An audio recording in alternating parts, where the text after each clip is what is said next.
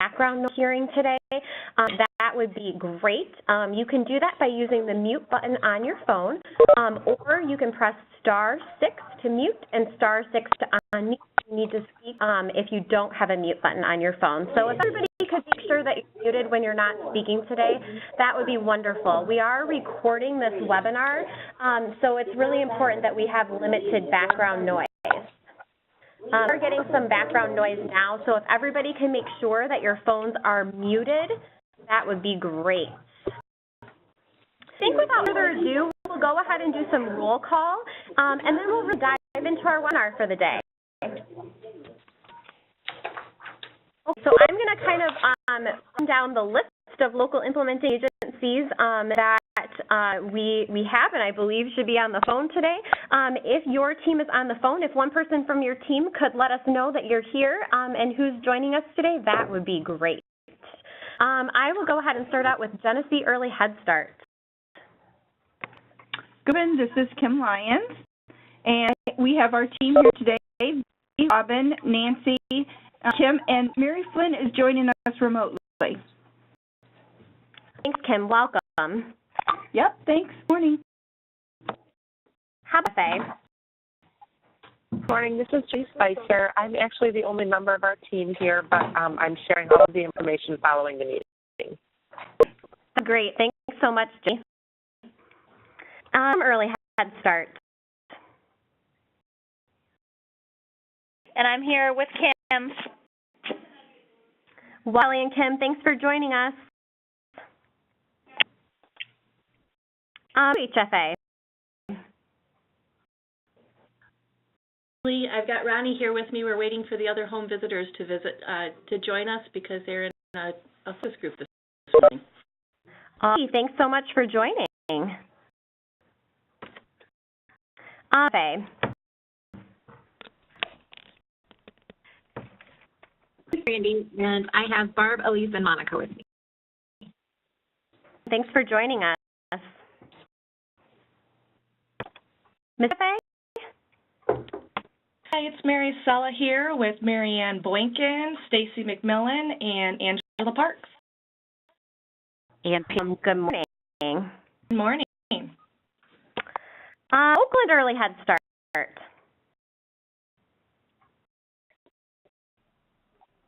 This is Holly DeBell, and I'm calling in remotely in Central. Elizabeth and Hunter should be calling in soon, too.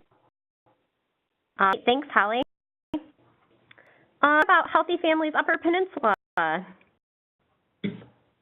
this is Carrie. I'm calling from Manistee. I know Kim is on in Delta, and we have some home visitors on spread around the Upper Peninsula. Thanks so much. Good morning. Good morning. Healthy Families Northern Michigan. Tricia Drenth, can you hear me? I'm Tricia. Okay. I am calling in remotely as well, and I believe Nicole Montgomery is calling in, Brittany Wright, and Bianca Escamilla. Yep, and I'm right here. Bianca, hi. Morning. Thank you all for joining. What about Saginaw Early Head Start? Vera, I'm here. Demara. And Saginaw Healthy Families?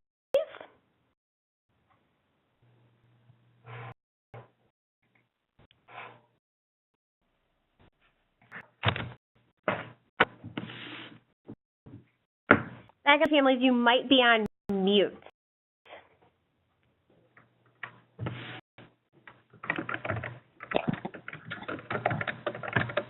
Okay, I don't hear anybody yet, but I'll come back to them. What about Spalding for Children, Healthy Families? Molly Baber, I'm here, and Wadia Sancho will be here. Thank you so much for joining. And Wayne County Babies HFA. Hi, Wayne. I'm here. Nicole is here. Finish is here. Linda is here. For joining this morning. Thank you. Okay, and I'm going to move on to our NFP LIAs. Who do we have on the call from Hurley? Lewis. Good morning, Andrea. Good morning. How about Brandy? Marian? I'm sorry. Just going to say Brandy, Amy, Angie, and Sue are all on remotely. Thank you so much. How about Barry and NFP? Oh, and I have my 4 home visitors, Angela, Barb, Jackie, and Julie, and my administrative assistant, Sue. Well, good morning. Hey. Hi, Nola Schramm, and I have Shawana Tyson and Liz Amos with me. Good morning. Kathy? I stepped in for Kalamazoo HFA, so it's Julie waiting for the other home visitors to join us. No worries at all. Thanks so much for letting us know, Julie. Kent, NFP. Good morning. This is Melissa Nassel from Kent. I am the only person here today, but I plan to share with the team at the team meeting. Thanks so much, Melissa. OP. This is Marcy Raska. I have 4 of the 5 nurse home visitors, Sue, Sharon, Angie, and Katie. Good, Marcy. Thanks for joining us. The team is here. Thank you so much for joining. Who do we have on the call from Detroit, NFP? Good. We have Lynette Andy here for the team, Team Tenacity. Good morning. Thanks for joining. Calhoun, NFP. And this is Michelle Dadema. Thanks for joining us. Robin? Yes, I can. Is this Saginaw HFA? Yes, I don't know what was going on, but we could hear you, but you couldn't hear us. Oh, goodness. Well, thanks for letting me know that you're here, Noelle. I think we all set now. So this is Noelle, Julie, and Heather calling from Saginaw HFA, and we're on. Thanks for joining. Okay, so I think that does it for our LIAs. Do we have any of our initiative team members from the state and or our other partners on the call today? This is Wendy. Good morning, Cynthia. Thank you for joining us. And I think I heard Wendy as well. Yes. Thanks so much for joining this morning. Anyone else?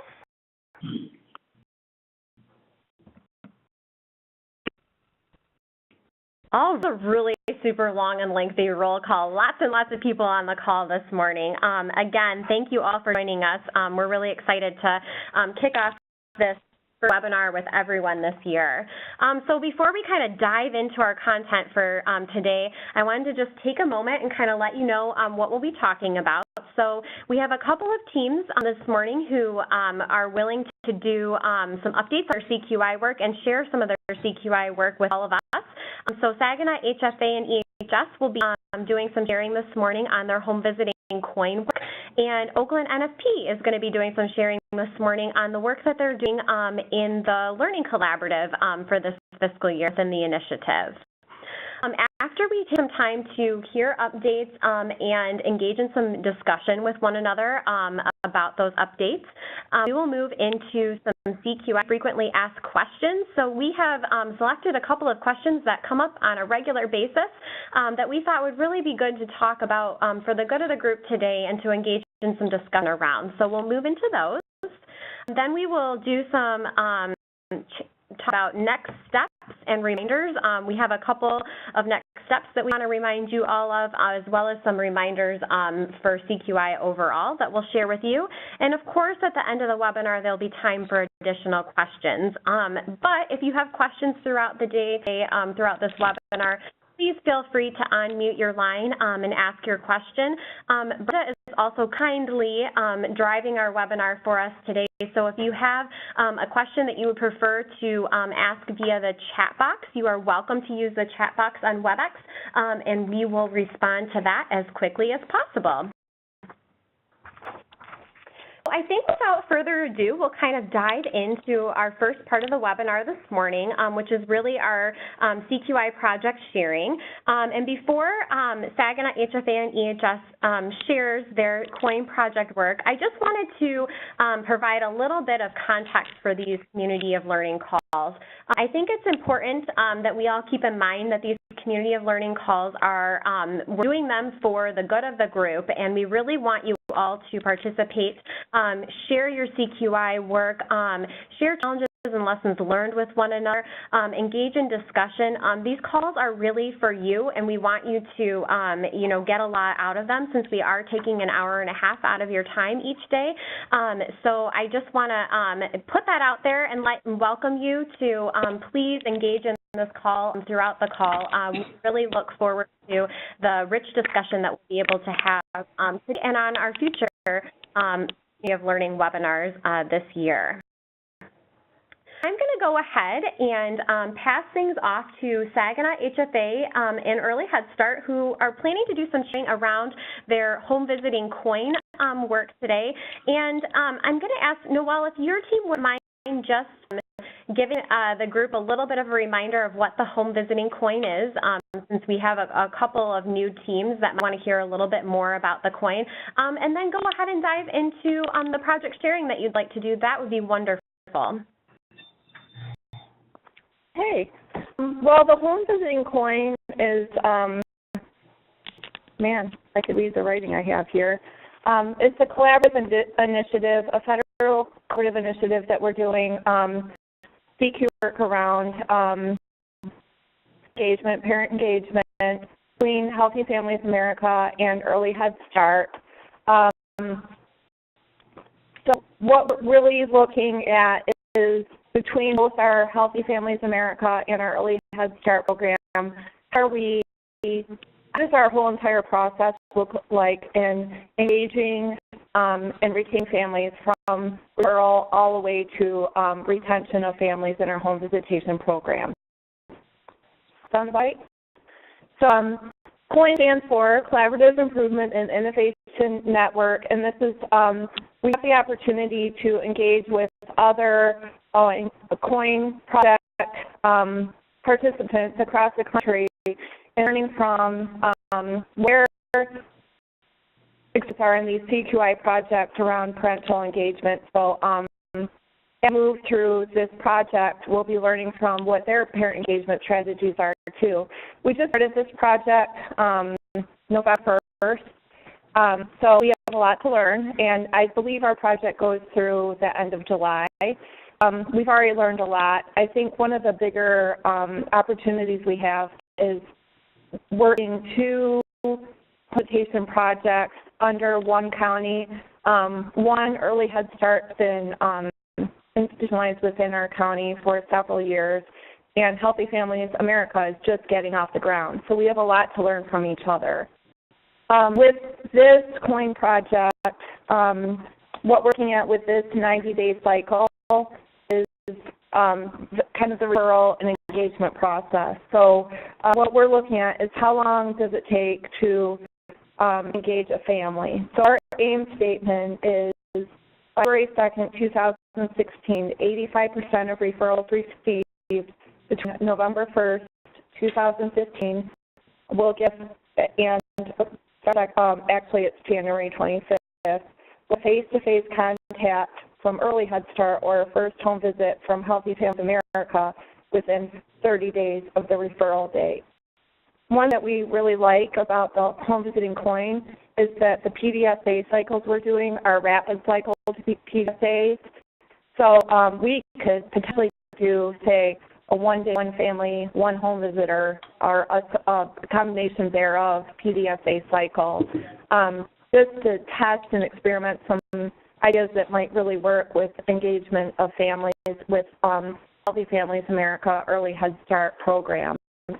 What we started with first cycle was, we hit the ground running at the very beginning. Our first cycle was by 11/27/15, 60% of referrals received between 11/16/2015 and 11/27 of 2015, a 2-week cycle.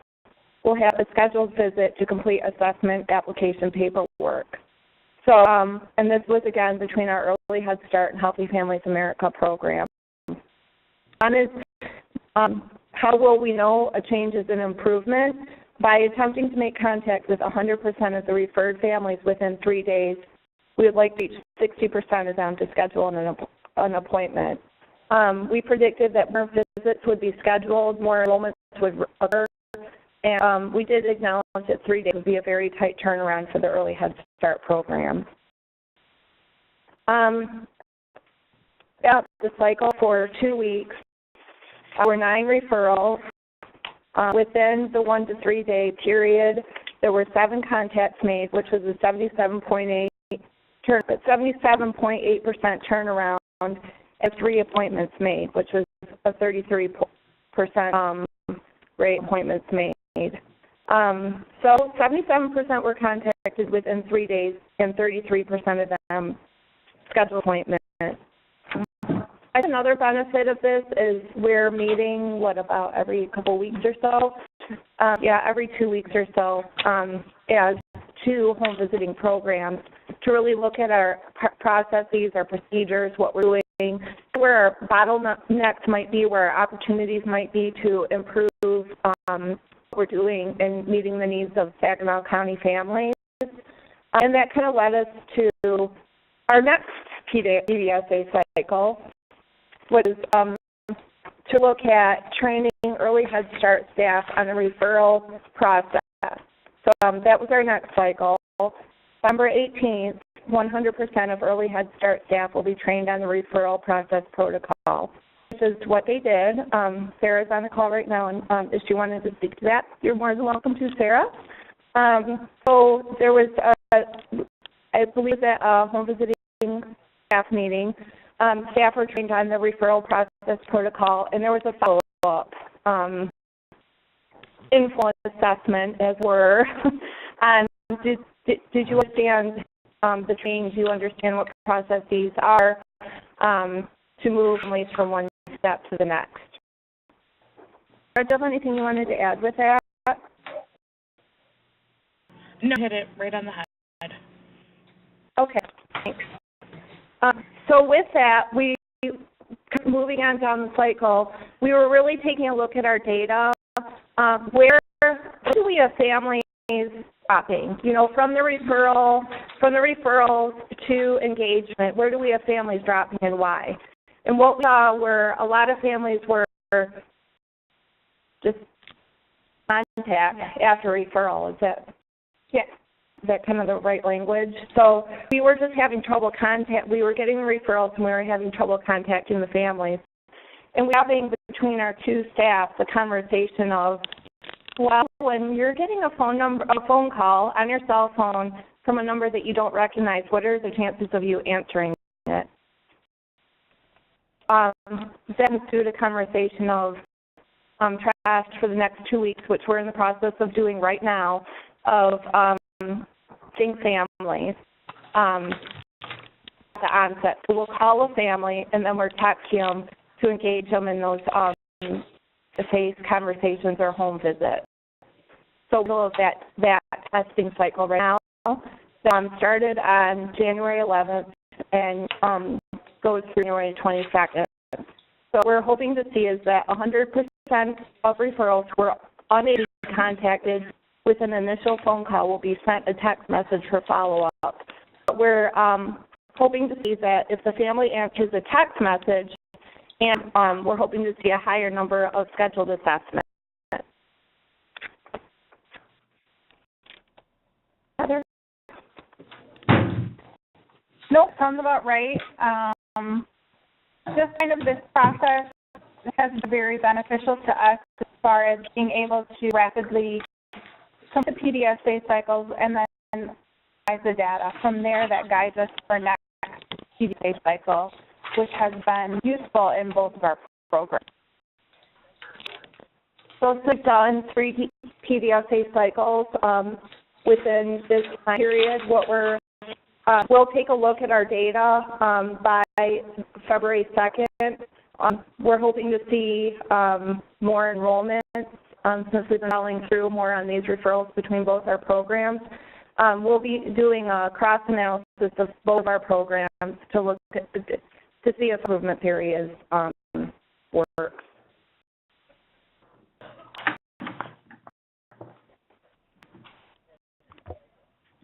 Well, that's all I can say at this point. You all are doing such an amazing job with your coin work. I think Noelle and Heather and Julie, you were able, as well as Sarah, to hit on some really important points for CQ that I want to highlight of the work that you're doing.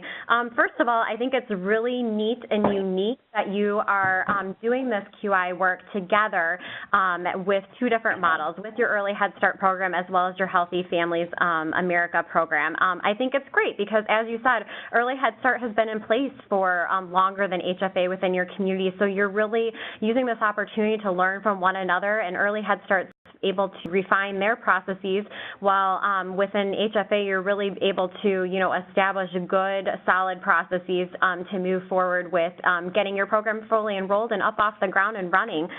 So I think that is super neat. I love your explanation of rapid cycles and the work that you're doing within the coin, and really keeping those tests that you're doing small in scale, and thinking about what can we learn in a 2-week time frame, what changes can we make and learn from quickly, so that then you can use that information to inform your next cycle, which is really, it's exactly what we want you all to be doing with your Michigan Home Visiting Initiative Learning Collaborative projects. I know that we've talked about how we'd like you to complete at least 2 PDSA cycles this year. You're not limited to those 2 PDSA cycles, but I think that Noelle and her team have really been able to illustrate how you can keep the cycles small scale and learn something from them, and then use that data and those learnings to really inform your next cycle. So awesome job with that. I also think it is great that you are meeting regularly, bi-weekly. That really, is super important when you're working on CQI work. Touching base on a regular basis, looking at data regularly, talking about challenges and lessons learned that have come up. Those are really important things to do on a regular, ongoing basis. I think that you've achieved some awesome results so far. I think it's amazing that in your first cycle you were able to contact 77% of those referrals you received within 3 days. I know you all went into that feeling like that was going to be a bit of a challenge, especially for Early Head Start. And so I think you all should really give yourselves pats on the back for being able to make contact with them. And even though you were only able to make 3 appointments, I do really see that first cycle as a success, and I think you learned a lot from that. I love that with your second cycle, when you did the training process with Early Head Start, how to really carry those referrals through, that you did informal assessment to learn something from that training process so that you can take those learnings and bridge them over into your next cycle. And I think that your next cycle, texting families and trying to contact them in that way versus actually giving them a physical call is amazing. We know that families are, really into texting these days, and that's sort of the way things are going in the world now. So I think it's really neat that you're using that as a way to kind of test and see if you can follow up with families and get their first home visit scheduled quicker with a time frame that you're looking for. So great job. I think I'm going to pause there. That's kind of my overall feedback. I think you all are doing just such awesome work. But I really want to open up the floor to all of your peers on the call.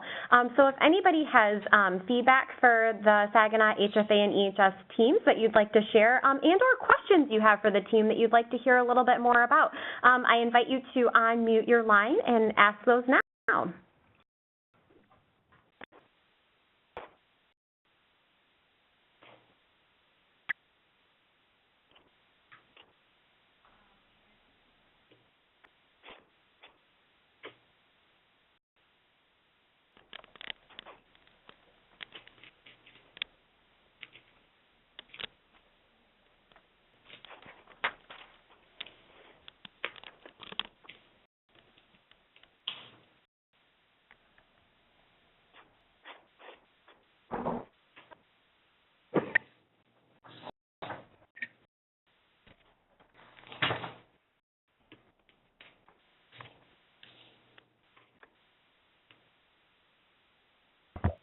I have a lot of other COIN teams out there on the call today too. So if any of you, have any lessons learned that you would like to share, and or things you'd like to piggyback on based on what Noelle shared with the group today, please feel free to do so as well.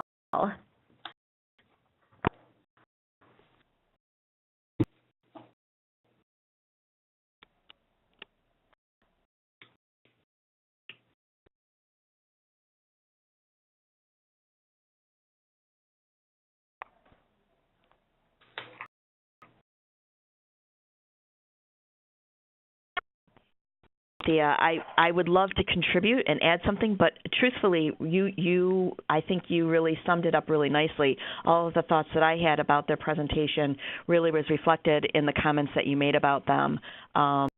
So I feel really complete about your summary. So much, Cynthia. Maybe I should not summarize so much and let other people do some of the summarizing. Other feedback and or questions for the Saginaw HFA and EHS team?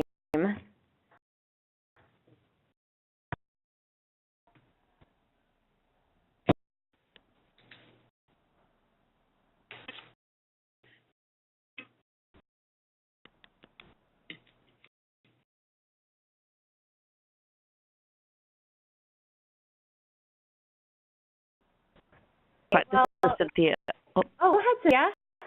One of the questions that comes to mind is I'm curious if the team that's on the phone knows if there was conversation with families after you were able to follow up with them, if indeed, like you predicted, that they're not answering the phone because they don't recognize the number. Was that indeed the case, and what was happening?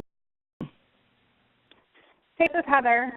Right now our cycle is still in process, so at the end of this week we'll wrap that one up and then analyze kind of the data from there. But yes, just like the previous PDSA cycles, we'll have kind of an assessment wrap-up period, and we are hoping to get more information, especially from those how we were contacted back, because I know we're not just texting folks in this last PDSA, we're calling them first like we normally would. A lot of times we get that answering machine or no one answers.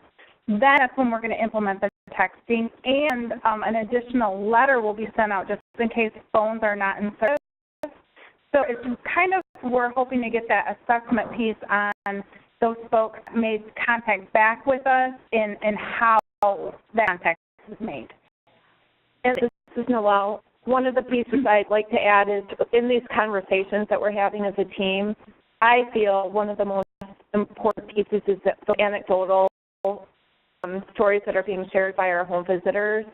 I mean, they're frontline staff, and they're the ones that are kind of sharing, what really matters for our families and what really makes that impact. And I feel that this test is really going to help them provide that essential piece of information they're asking for. So I want to jump to the end of the chapter before the chapter's finished. I apologize. Do. Keep sharing. Robin, this is Sadema, and we actually had the exact same conversation about the texting piece. And I wondered if the teams were asking clients specifically on a referral for permission to text.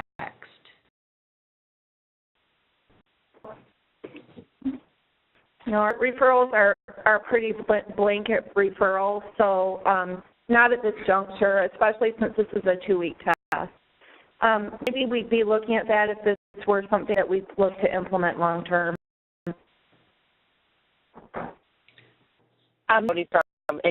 Jody from Ingham HFA, and I guess I just wanted to kind of jump in. We some of the same things Heather was talking about, and we also text families. One of the things we did put on our referral form is the parent's preferred way of being contacted, and so we have listed email, call, or text, and either the referral source or the parent themselves can identify that.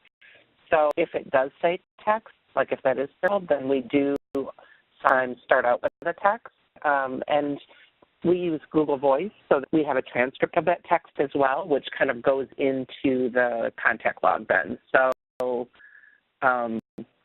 we kind of document the conversation as well. Joe, this as well, and I really like that being integrated in your referral form. I'm wondering how many families prefer, are choosing that as a contact option. You know, because it's not part of what we're doing right now, I'd have to kind of go back and look, but I would tell you sort of off the top of my head that most people, when they circle call, also circle text. Okay. Email is less so, but usually people, the number and call and text are circled. Sometimes people have a different texting number because they might be using text for a Google Voice or something like that.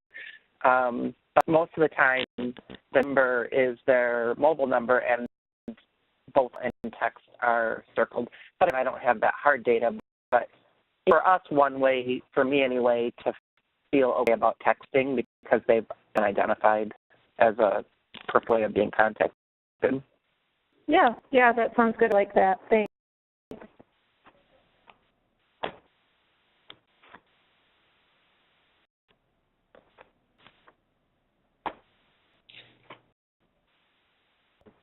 Hey, Angela, over at MPHI, I have to give you an insider viewpoint of the excitement over here at MPHI between Robin, Brenda, and myself. I wish you could see how excited we get when we start hearing this rich conversation between our participants, when we start hearing questions towards each other, because just like Robin mentioned, that really gets at the heart of why we pull this group together on occasion to share from each other, to learn from missteps or accomplishments of each other, and boy, oh boy, is it exciting to hear those connections. So thank you to everyone for that really great conversation, and thank you and kudos to HFA and EHS's progress in their work.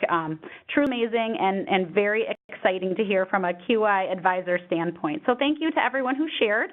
I think what we'll do now is we'll move over to our Oakland NFP team, who's also going to share some updates and some lessons learned of some current project work. So I'll pass the mic over to you, Marcy. Okay, thank you. We are also working in the retention collaborative, and we're really trying to look at our data and drive some of our CQI work by data. So what we looked at, I mentioned that we noticed in NFP we have 3 phases: the pregnancy phase, the infancy phase, and the toddlerhood phase. We were finding that our retention in the infancy phase specifically had been lower than the other 2. And we were able to identify reasons. You know, clients after the baby, they go back to work or school, or they lose interest, or our clients in our community frequently move or drop out for different reasons. But we thought maybe there were some things that we could do that could keep those clients engaged. What we realized, too, to keep them engaged in the infancy phase, we also have to really engage them in pregnancy. So we decided to start these cycles. So we spent most of November after our big grant team meeting in December in the planning phase, and it took several meetings because we made a decision that we wanted to be a little creative this time, and we were going to run 4 cycles simultaneously, 4 different tests that we could do to see if the combination of all 4 of these tests would make an overall effect on our retention. That's kind of the background on that. When we started, we looked at data through 9/30 of 2015, and our retention up until that point in the infancy phase, and I'll just speak to the infancy phase, was 64.2%. We set a goal that by the end of April 30th of 2016, we could bring that up to 66%. So that was kind of our goal. I'm happy to report to you, and I'm going to give you the numbers first before I go over our cycles. I just ran a report from January 1st, 2015 to December 31st, 2015. That's the most current data. and this is a report that I get through NFP, our infancy rate 70%. So we've already gone up, and there's several factors, but I think it's the combination of doing all of these things that's really helping us. So I hit you off with the good news right away. One of the first cycles we decided to run was standardizing a process of providing an enrollment packet to all newly enrolled clients. We decided we would test this starting 1/1/16. So we had in January, we made 25 of these packets, and what is included in the packet is a welcome letter from me, a pack that we frequently give pregnant clients when we talk about nutrition, a water bottle because the importance of drinking water, some brochures, and a toothbrush and dental floss. So I thought in our conversations about branding, because we found that several clients, maybe they don't know they're an NFP versus another program, so we want to start out early in pregnancy with branding. So this particular cycle just started. I had a nurse give the packet yesterday. She said it was, the response was extremely positive. The client had questions about the contents of the packet. And again, we're going to have to continue to monitor this. So our goal is by April 30th, we're going to look at our numbers and statistics to see overall if we're making a difference in all three phases. And we need more time to test this use of this enrollment packet. Second particular phase, let me just move down here, is, and those two are building a trusting relationship with our clients.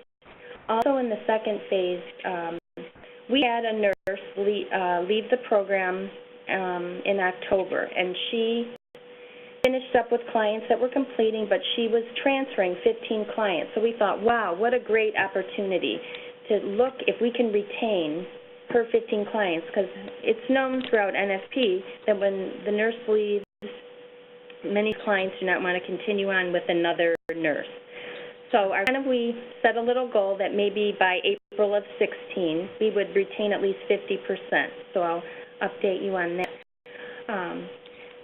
What we did is the nurse used some very specific techniques on visits with the client, the nurse that was leaving.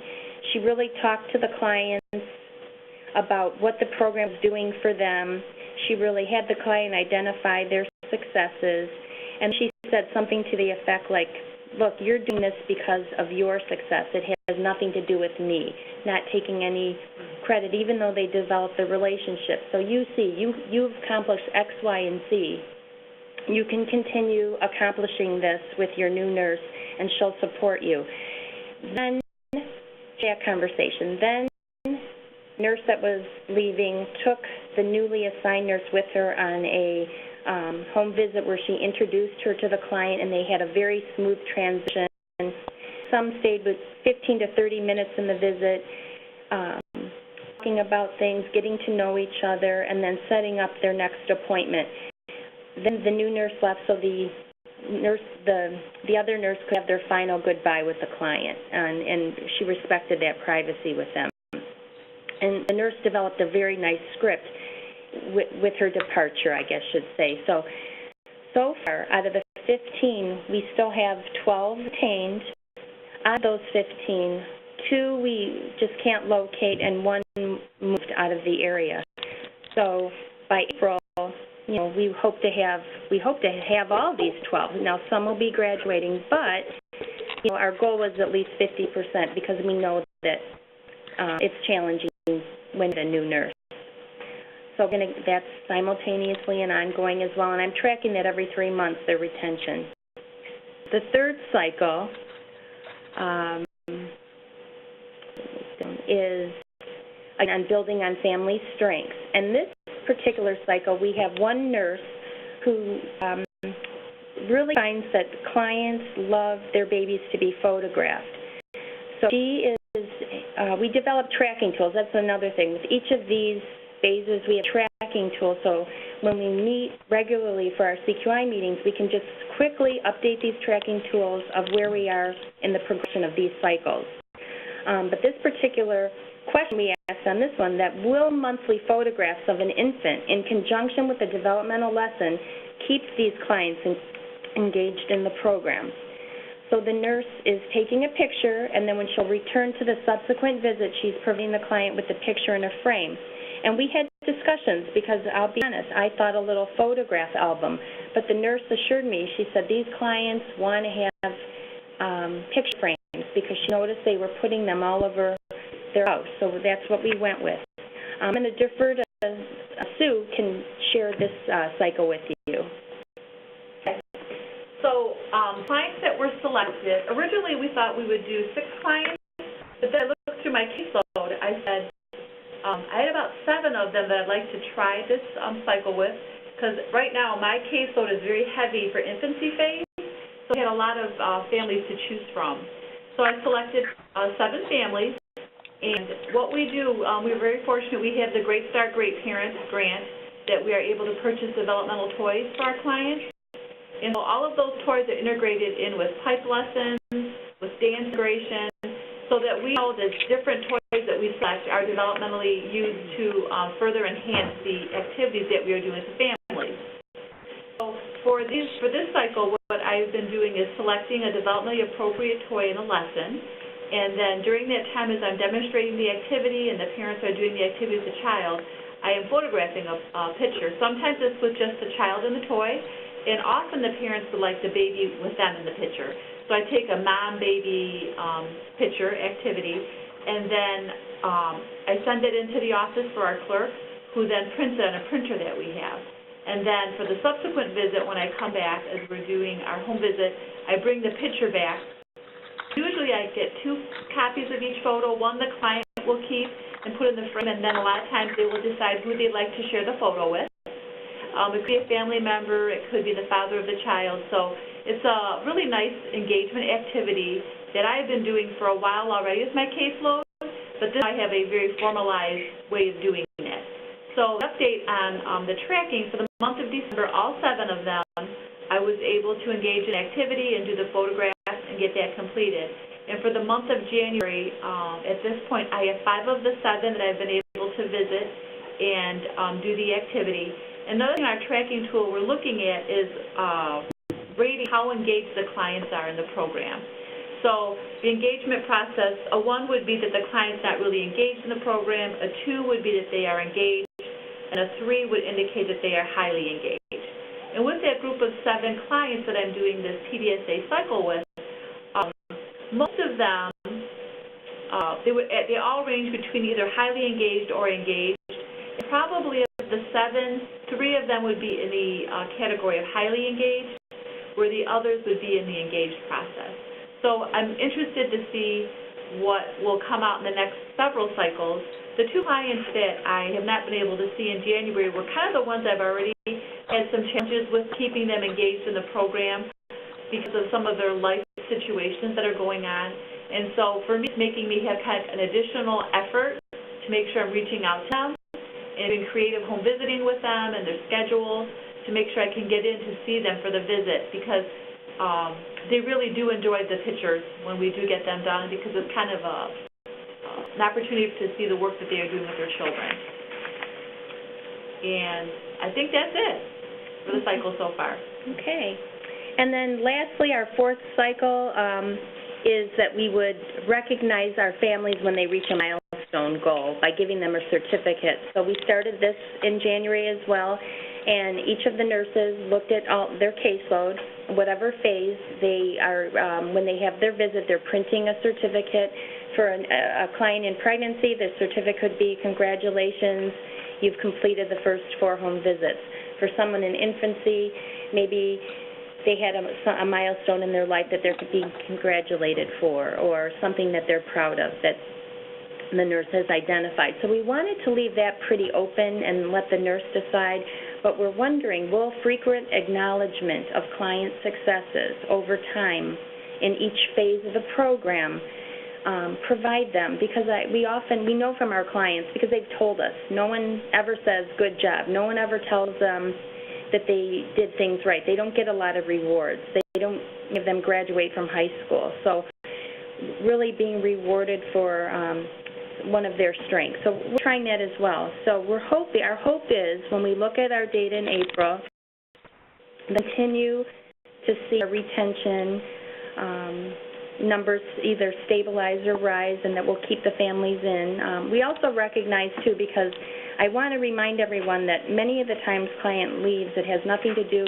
with the program or the nurses or the staff, and our clients are transient, so we have to forgive ourselves for that, because it's not everything rests or burden on the home visitor. And I think that's it.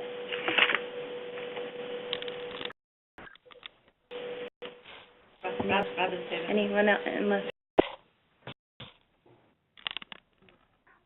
Wow, and team, I have to say I don't really know where to start with all of my kudos and observations. That it just sounds like your team has really clicked into a couple of things that we find to be particularly important when we're talking about continuous quality improvement. I have to say I'm really inspired and excited to hear about how your team is looking at these small tests for improvement that are really, really relevant to the clients and their needs. You're really clicking into what matters to the women that we serve, and how can we really build upon that to the outcomes that we want to see. You're creating that relevancy for them. You're creating that meaningful connection to what you're trying to test. And I have to say, I really like that there's a bit of a creative spin in how you're doing this, thinking a little bit more outside the box in some of these ideas. The idea of the photos in the frames is a really great example of that. But you don't necessarily see that on a key driver diagram, written verbatim, but it is a stellar idea, and I'm really excited to see what your team finds of that. Also, speaking to where I feel like your team has really hit a stride, and I hope other teams can learn from, is that you've really connected to this concept of small mini cycles. And in your case, you are very skillfully running several cycles side by side, and you're doing it in a way that I think is really beneficial. Anyone who's gone through our 2-day CQI training, you probably remember Robin and I saying we don't do multiple tests at the same time, and this is actually a very good exception to that rule. And I'd like to explain just a little bit on what that means and why it's working, I think, for Oakland NFP. First, you heard the team really talk about collecting separate data for each of their mini cycles that are going on. That's really, really critical. As Marcy said, it's important to make sure that these changes and these tests for improvement are data-driven, and that at the end of those mini cycles, there's something to show for what it actually did in terms of the process and the outcome.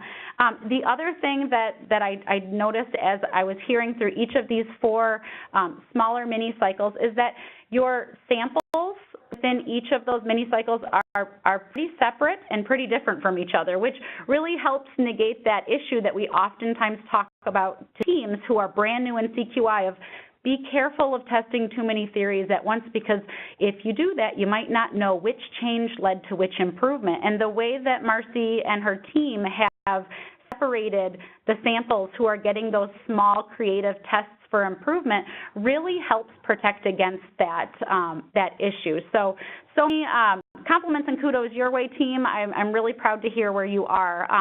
But again, as we're trying to not necessarily be the only voice, I'd like to throw the ball out in anyone else's court who might like to ask the Oakland NFP team any questions or share any of your observations.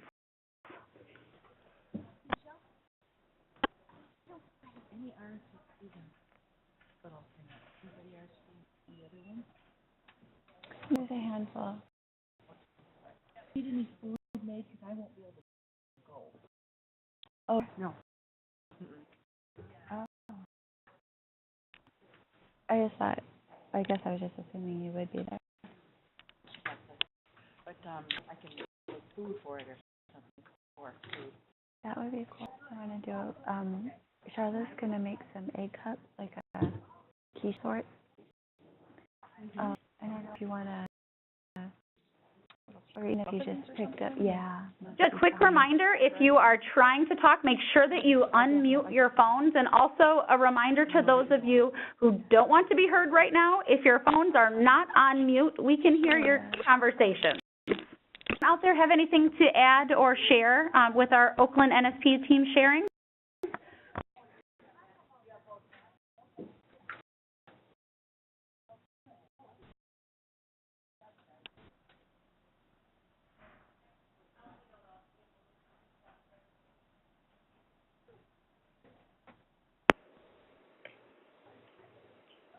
And this is Nola. Hi. I just wanted to thank Marcy for sharing. She always sets the bar high, and it's fun to hear what her team is up to. So thank you for that.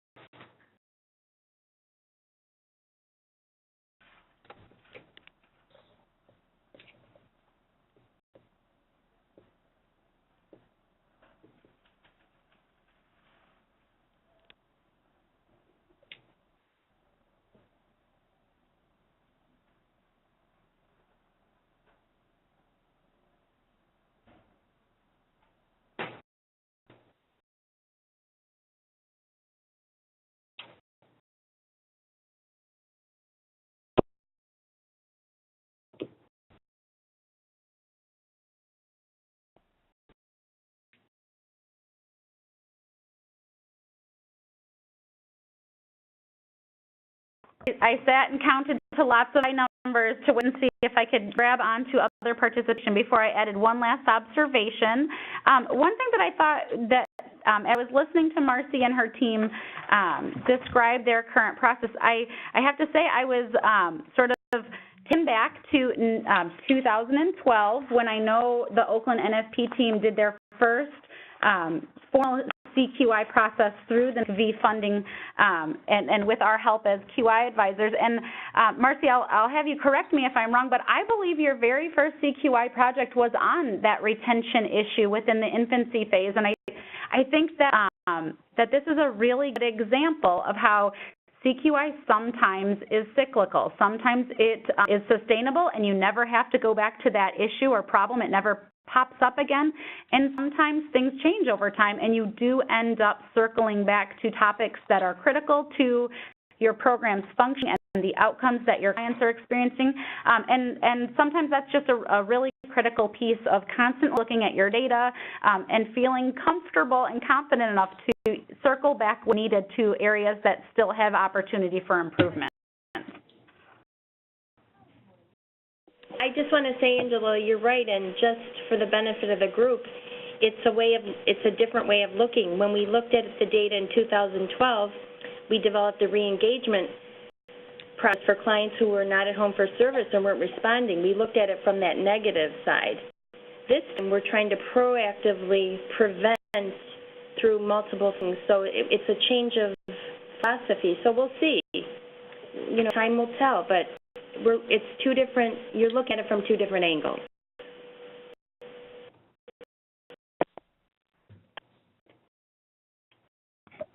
Observation, and thanks for sharing that, Marcy. Any last thoughts about our Oakland NSP's team before we move on?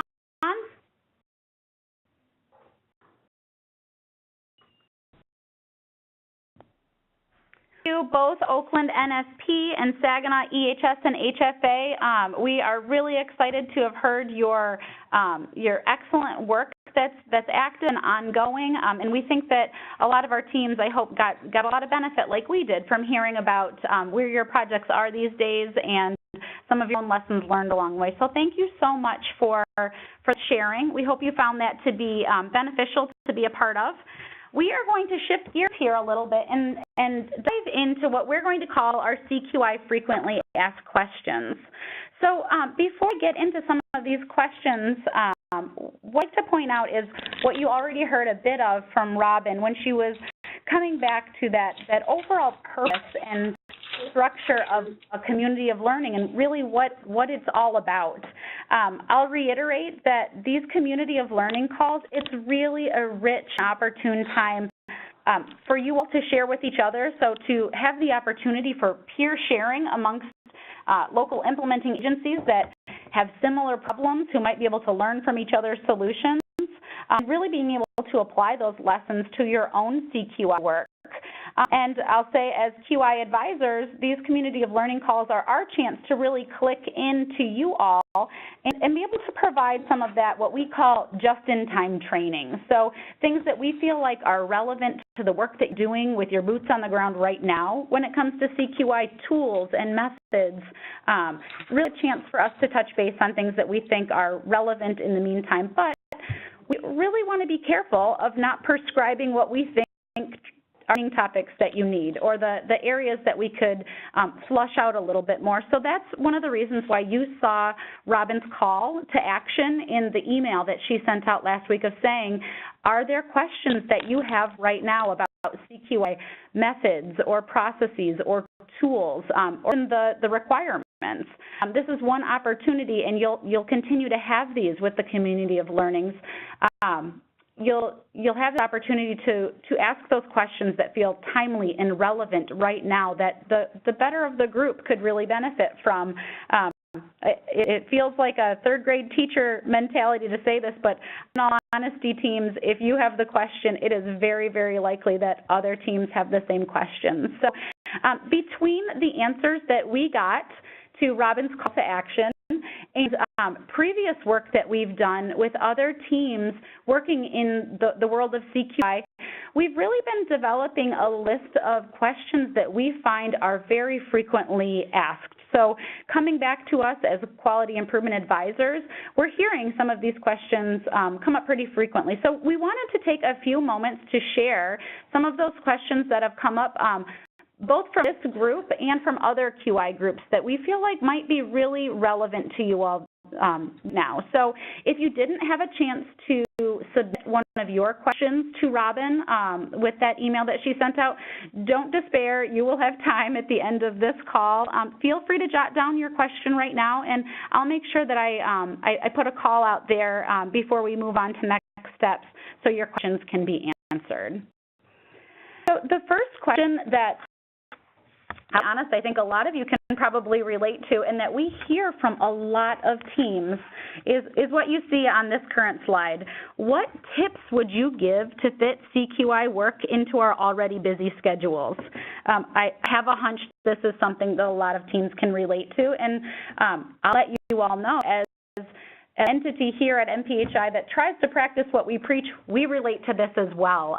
We attempt to run quality improvement projects on an ongoing basis, and we come to the same conclusion that you all do. Wow, this is another thing we need to do. We need to find efficiencies. We need to find ways that this can just slot in to the work that we're doing on a daily basis, not feel like a mammoth project that's insurmountable. So we hear this a lot from teams, and some of the things that we would tell teams and the things that we've practiced ourselves, we'll take time to discuss that now. So as QI advisor, one of the first things that I usually guide teams who are having this issue or this question is to make sure that within your CQI work, you're really being mindful about sharing the work across all of your project teammates. This is something that adds sustainability of your QI work and your QI knowledge, and also capacity to be able to pass that on to another leader in another project down the road.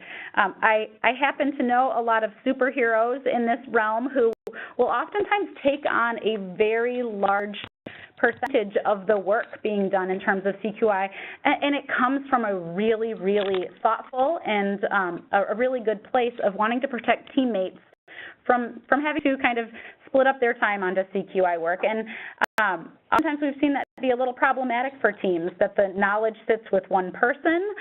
We don't share that knowledge and thus share the capacity to be able to help in future CQI projects. And that burden feels very heavy for the one person, oftentimes the leader in the project team. So we really encourage your teams. We've given you documents about roles and responsibilities on CQI teams, and in the team charter, you'll remember that we have some suggested listings of very natural ways to split the work. And we don't just do that so that people have fancy titles when it comes to their CQI project work. It's really a functionality to make the work feel lighter and to make the work not feel so burdensome when it's split across multiple people. I think our teams that have shared, they really provided a very good example into this next piece of what I would say to help fit CQI work into busy schedules, and that is testing small changes that also run shorter PDSA cycles. We want to make sure that we're biting off really something that is chewable by your team, so to speak. I think that it's difficult when you first get into CQI work that we say this in our trainings, you really want to save the world. You want to take the really big problem and you want to fix it, which sometimes is not in the scope of the team, not maybe in the power or authority of the team, or might be a mammoth project to be able to move and to work on. So we really are encouraging teams more and more to have more of those rapid mini cycles that are testing very small changes. You heard our teams describe one home visitor testing out one of the improvement tests. Or testing something out for just a couple weeks at a time, and that we really, really do encourage. The last thing I would encourage here is to make sure that you pick a topic that matters, and I know that doesn't feel like it necessarily helps when we talk about hours and minutes dedicated to CQI work, but I'll tell you, and this is my own personal experience, if you feel connected into the process that's being improved or the test that's being tried out, you want to pick something that you can truly be excited about and that makes you feel connected to the work. So I'd like to ask the group, is this something that other teams have experienced in terms of having to think creatively of how to fit CQ work into your busy schedules?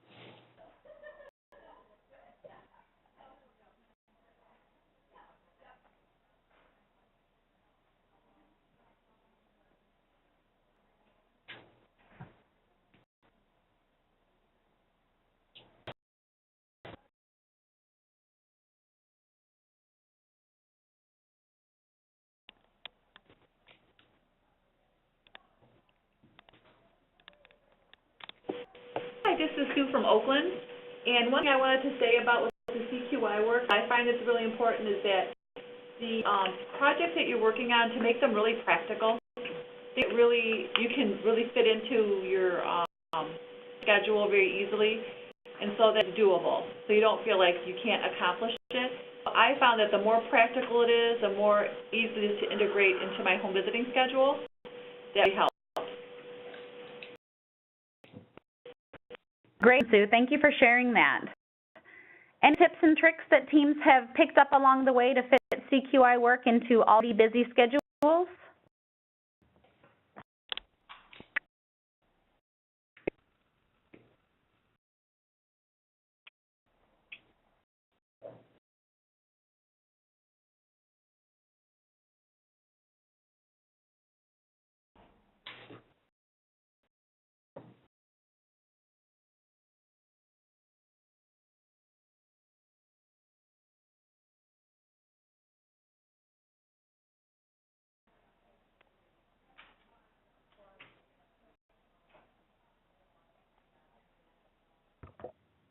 All right. Well, hopefully it was helpful to hear a little bit more about, how we would recommend as QI advisors to think about trying to fit QI into your busy schedules.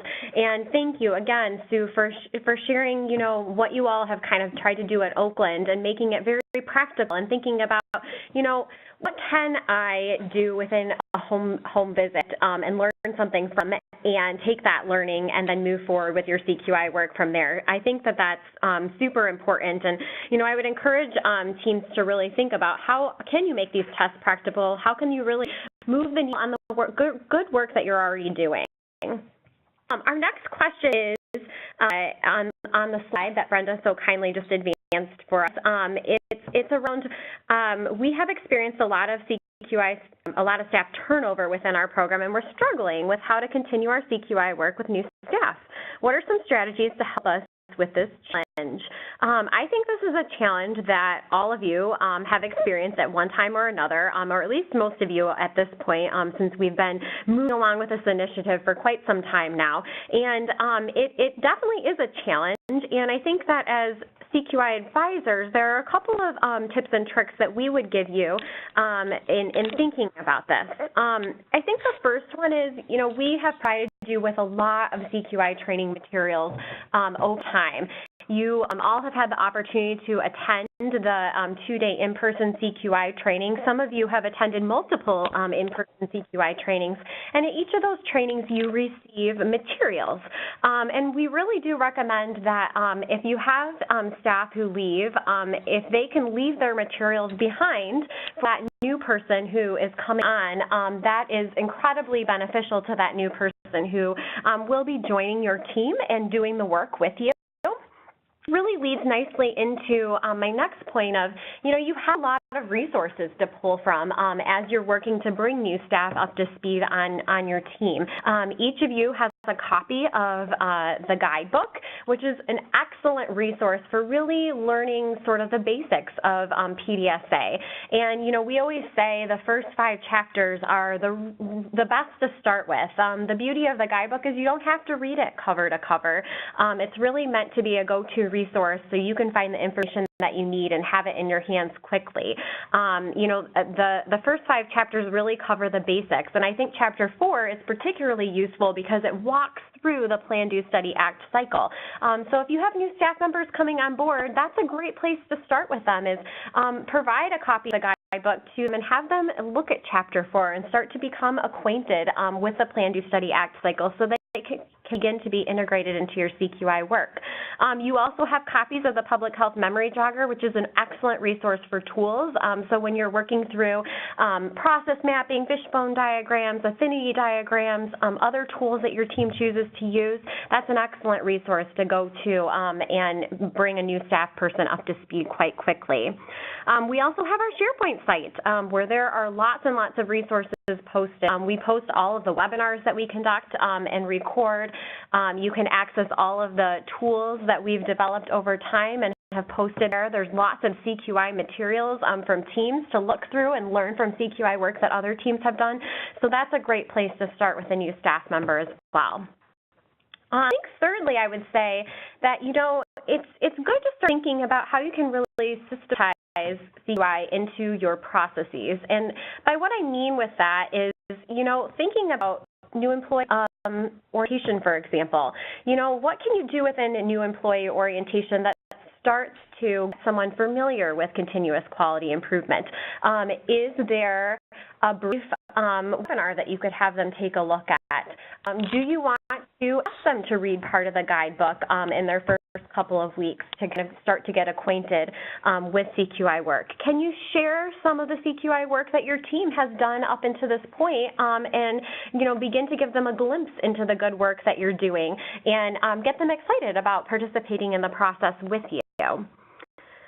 Those are a couple of our major tips and tricks for how to overcome this challenge. And I think that I want to open this up and hear strategies from others on the phone. So for those of you who have experienced some staff turnover within your team, how have you worked to bring new staff up to speed on CQI and incorporate them into your project teams?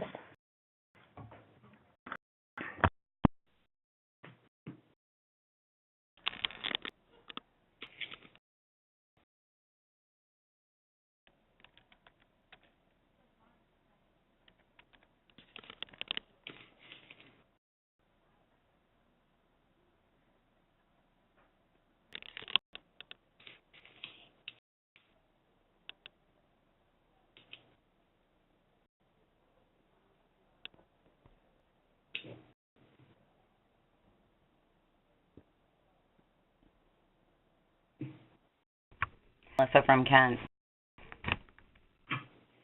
Melissa. Thanks. Things that we did were, one, sign them up for the CQI training as soon as possible. I get feedback that nurse home visitors were much more comfortable and understood things so much more after going to that training. But I think that just having them present during the CQI meetings, team meetings, and watching them play out, becoming familiar with the different documents and purposes, having looked through the book was helpful too, so they understood what a storyboard was, how it started on a CQI project. They're more comfortable. That's great to hear, Melissa. Thank you so much for sharing that. And I think we have heard over time that people find the 2-day CQI training incredibly helpful in coming up to speed on the process and learning how to work through the tools and really working to put the pieces together and figure out how this all makes sense and how it will begin to, fit into the work that they're doing on a day-to-day basis. So thank you so much for sharing that. Other thoughts, other items that people would like to share?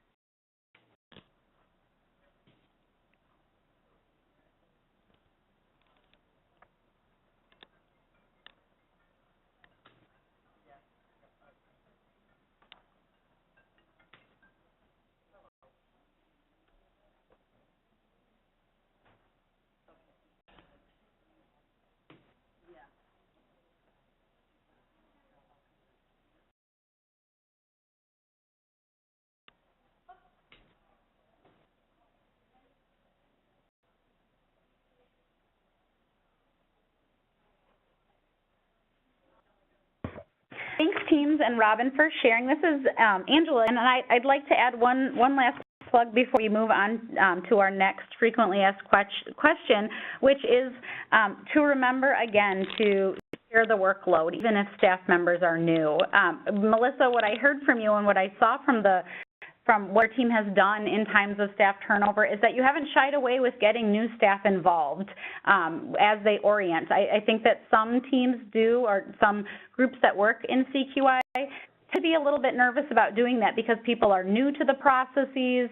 They might have a pretty heavy load in terms of orienting to the other work being done at the agency and their new roles and responsibilities. But just like when we learn anything new, I would make the argument that the earlier the better, and having some sense of exposure to the CQI work that's being done is really, really helpful to build that culture of quality as you experience turnover. So again, there's my little plug for share that work. A brand new staff member, they can watch you make a fishbone diagram and learn a lot from it. They can help be the document manager on your team. They don't necessarily have to be a veteran CQI teammate or a veteran teammate within your agency to really be helpful and to learn from the process. So certainly another chance for me to encourage sharing the CQI love amongst your entire CQI team. So with that, let's go to our last frequently asked question of this community of learning call. And this is one that we get fairly frequently, and oftentimes, I think in the cases that I've experienced, with a frantic phone call from people who are at the end of their project and they might have experienced that their results are not what they expected. So the question is nicely phrased this way: when should you continue studying your CQI project even though it may not have yielded the results you were anticipating? And when does it make sense to close the original project and begin a new one? There are several answers and ways that we go as QI advisors in helping teams at these crossroads. But the first thing I always say to teams is, what do your data tell you, and what patterns do you notice, and what does your gut tell you? This is really, really important for teams to be able to decide if what they really need to do is possibly revise the aim statement, change the end date, maybe change the data points that you're aiming for, and continue your testing. Teams at this point, they really feel like what is best is to close out the project, continue monitoring their data regularly, so looking back and seeing where did the data go when we stopped that test for improvement, and possibly return to that topic in the future if there's something noted in the data. Lastly, there's another option that teams can consider when they're at the end point of their project and they haven't seen the results that they're anticipating, and that is to fully close out that project with going through study and act, and then start a new cycle based on the lessons that you learned. Revisiting your root cause, just a new improvement theory, and just retesting that process in a different way can sometimes be a really, really productive way to learn from a cycle that did not yield necessarily what you were looking for, but to find some productivity with that work that you've already done. So building upon the work that's already been done, starting sort of a companion cycle after that is similar, but perhaps revisits a different root cause, or maybe going back to your brainstorm of potential solutions, tries something different in terms of a test for improvement. So are there any teams out there I'd like to, again, call and ask if anyone has experienced this? Have you ever gotten to the end of a project and noticed that your results were not what you intended? And if so, what did your team choose to do?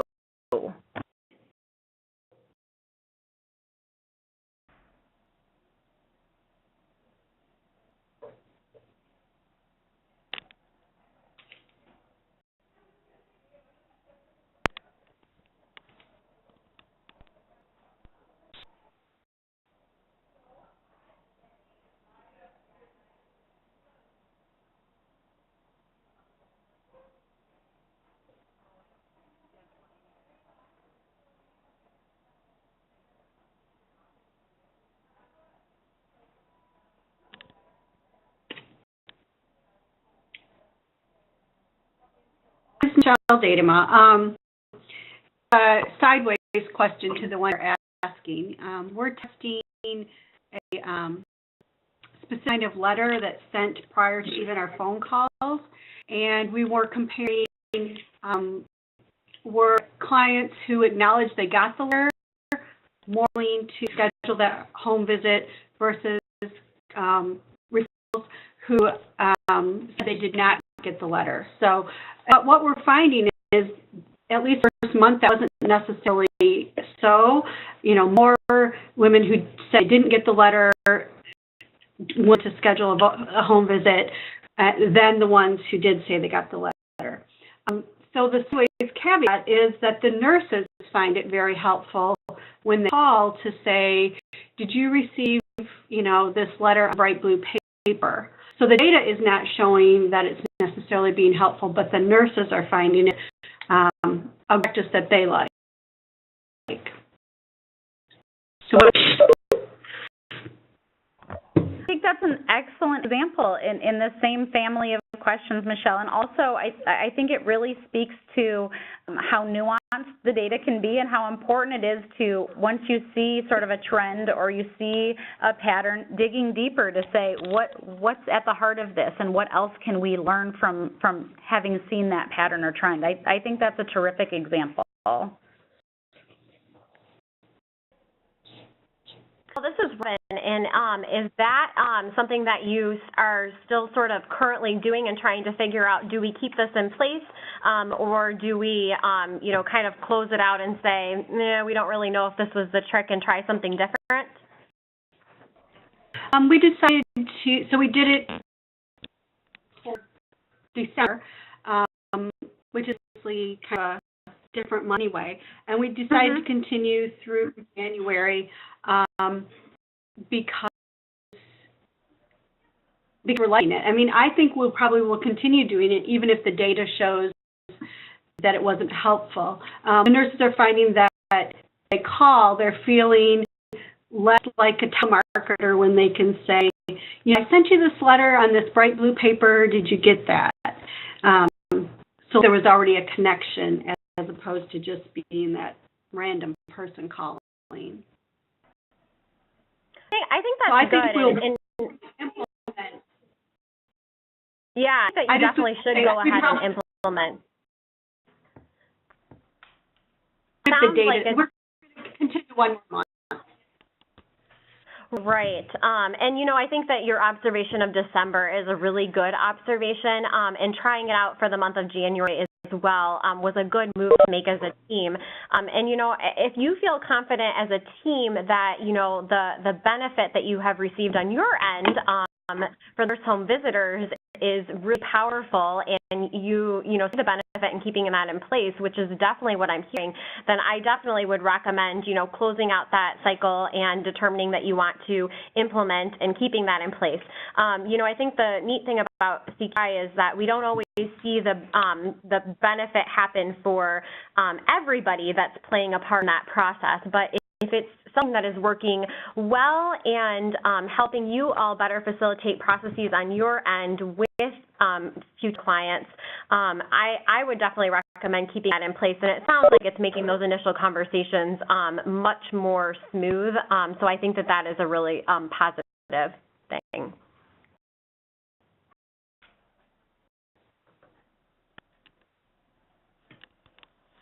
So, in the interest of time, I have to admit I'm going to go back a little bit on my word for an open call for other frequently asked questions. But if you did jot down a question that you wanted to sort of touch base on, what I encourage you to do is either, if it's something that you want to talk with a larger group about, hold on tight to that for the next time we see each other in person or our next community of learning call, and I'll give you the dates for those in a minute.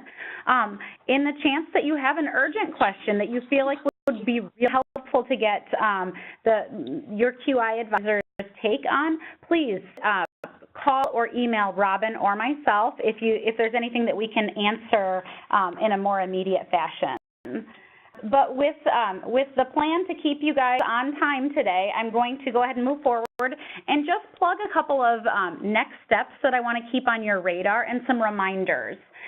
So as you all know, the quarterly CQI document review for the January 15th submission, it's underway right now. We've already received a good deal of documents from teams who are working on their LIA-specific projects. Just a reminder, those were due on January 15th. So if you have any updated team charters or things that you would like us to review or storyboards of completed projects, please send them along our way as soon as possible. And also just a plug that for those LIA-specific team charters, make sure that you're using that revised team charter that we unveiled at the first part of the fiscal year. Likewise, in terms of things reviewed, your learning collaborative data and project updates are being reviewed and compiled this week by both Robin and myself. You got an email from Robin that was explaining where we're currently at in terms of our learning collaborative data submission. We still have some missing updates from teams, so if you have not sent your documents, that being your data update spreadsheet and or your updated team charter, please send them along to Robin or myself as soon as possible so that we can include that in the monthly compilation of data and project updates that will come your way later this month.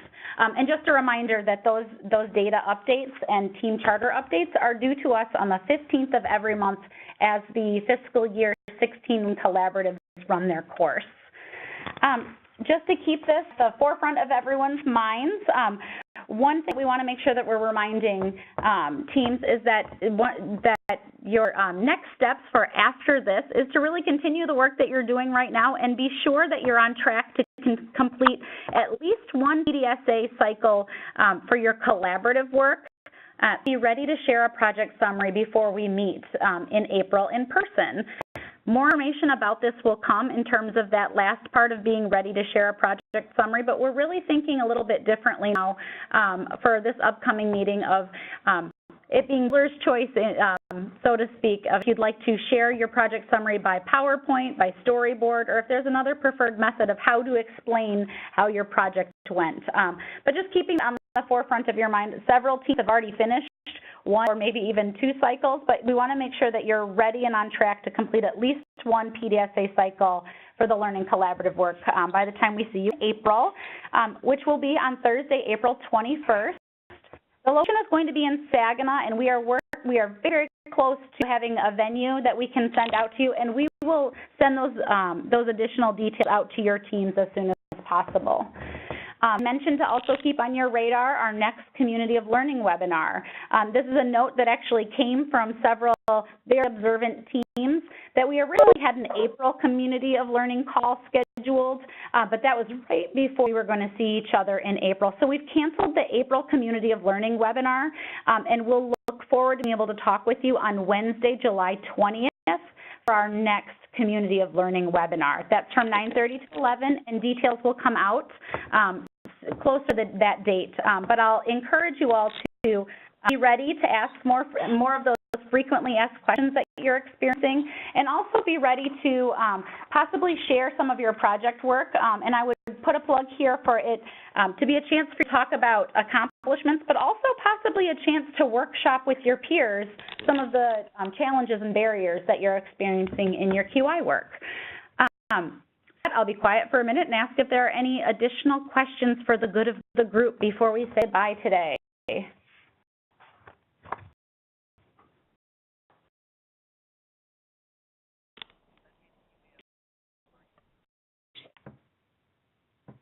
Well, sound quiet, and I've already kept you for 2 minutes longer than we promised. So if there are any questions that you'd like to have answered, please send them to Robin or myself. We'll give you with our contact information if you don't already have it readily available. We really encourage you to reach out if there's anything that we can do to help support the awesome QI work that's being done on the ground by all of our amazing local implementing agencies. So with that, I will wish you all a very happy Wednesday, and thank you for your great participation in today's call. Thank you so much, guys. Have a great day.